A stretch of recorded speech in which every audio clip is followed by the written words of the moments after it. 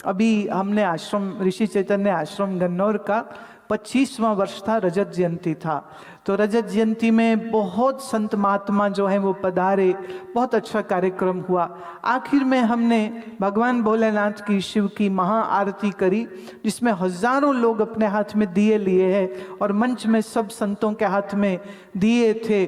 और इन दियों की आरती के बाद फिर जो सब नाचे हैं, फिर जो सब नाचे हैं, फिर जो सब नाचे हैं, तो सबके चेहरों को देख करके मैं एक एक को कह रही थी कि नाचने से पहले तेरी शक्ल कुछ और थी, और नाचते नाचते तू कैसा सुंदर हो गया, गाल लाल हो गए, चेहरे पे तेज आ गया। भगवान का भजन गाते हुए नाचने से बढ़ करके ब्यूटी ट्रीटमेंट और कोई नहीं हो सकती। तो ये वाला ब्यूटी ट्रीटमेंट अपने आप को दिया करो।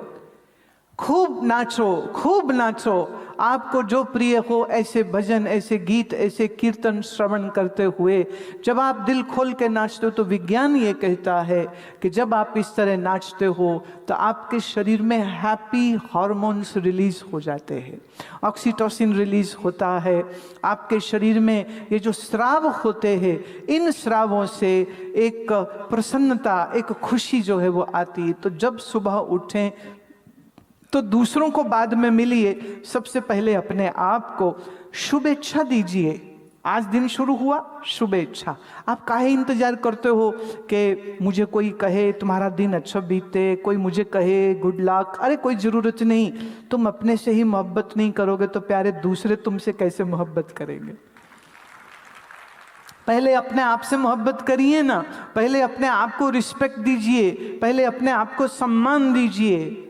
और सम्मान पाने के लिए एक सबसे बेहतरीन उपाय है कि सुबह जब आप स्नान आदि कर लें तो सबसे पहले सूर्य नमस्कार, सर्वांग आसन, भुजंग आसन, जानु शीर्षा आसन, पश्चिमोत्तान आसन, हल आसन, उष्ट्रासन, ये थोड़े से आसनों का अभ्यास किया।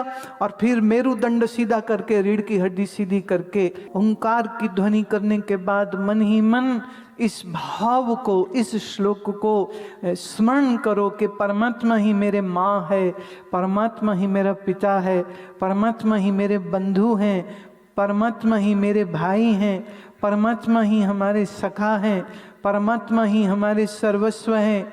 मैं उनका हूँ और वो मेरे है। दुनिया में भाई, अपना भाई शायद धोखा दे जाए, तुमको छोड़ जाए, प्रभु कभी नहीं छोड़ेंगे।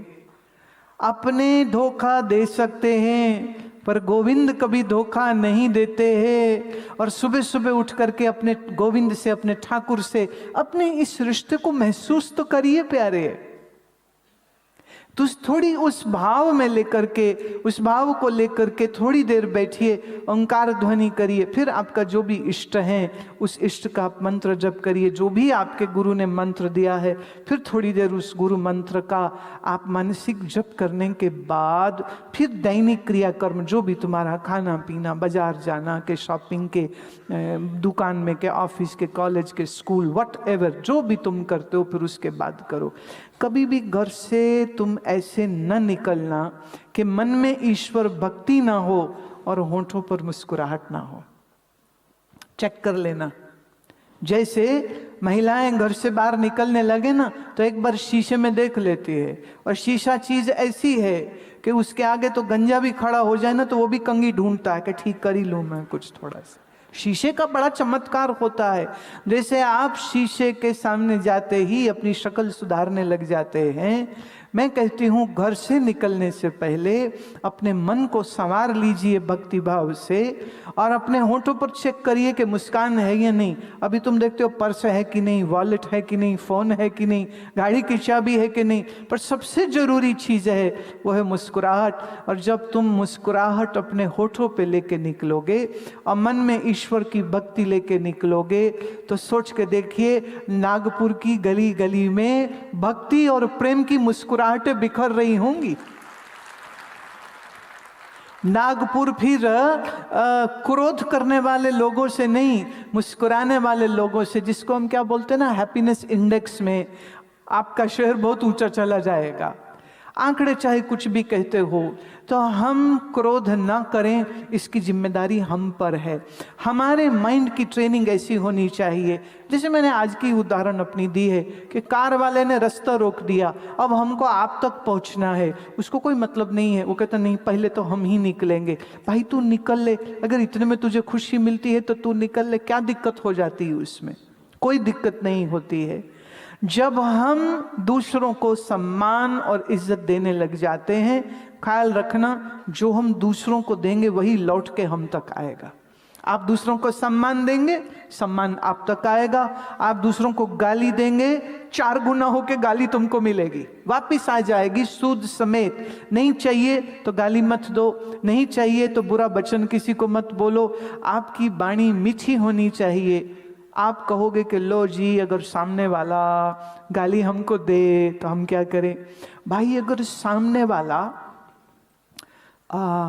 उल्टी कर रहा हो तो मुंह में उंगलियां डाल डाल के तुम भी उल्टी करने लग जाओगे क्या? अगर किसी को उल्टी हो रही हो तो आप उसको गिलास पानी का दे सकते हो, उसकी पीठ मल सकते हो कि भाई तुम बैठ जा, तेरा शरीर कष्ट में है। ऐसे ही कोई तुमको गाली दे रहा हो, पीठ मल देना पीठ मल लेना उसकी। भाई अंदर कुछ कष्ट होगा, कुछ उसकी तकलीफ होगी, कुछ उसके अंदर क्रोध उबल रहा होगा, इसलिए तो वो क्रोध का प्रसाद सबको देता चला जा रहा है। अगर तुम दुखों चिंताओं को अपने मन में पाल के रखोगे तो यही तुम दूसरों को दोगे। अगर तुम अपने मन में ज्ञान और भक्ति को सजाओगे तो तुम्हारे मुख से, तुम्हारे नेत्रों से, तुम्हारी भाषा से, तुम्हारी वाणी से ये सुंदर सौगात, ये सुंदर पुरस्कार तुम सबको दे सकते हो। देखिए, हर आदमी के पास इतना धन नहीं कि वो धन का दान कर सके, लेकिन हर व्यक्ति के पास इतनी खुशी बनाने की अकल होनी चाहिए। और मेरा काम सिर्फ ज्ञान सुनाना नहीं है। हम कहते हैं ज्ञान के बहाने मैं तुमको अपने भीतर के उस आनंद स्रोत को जागृत करना सिखाती हूँ।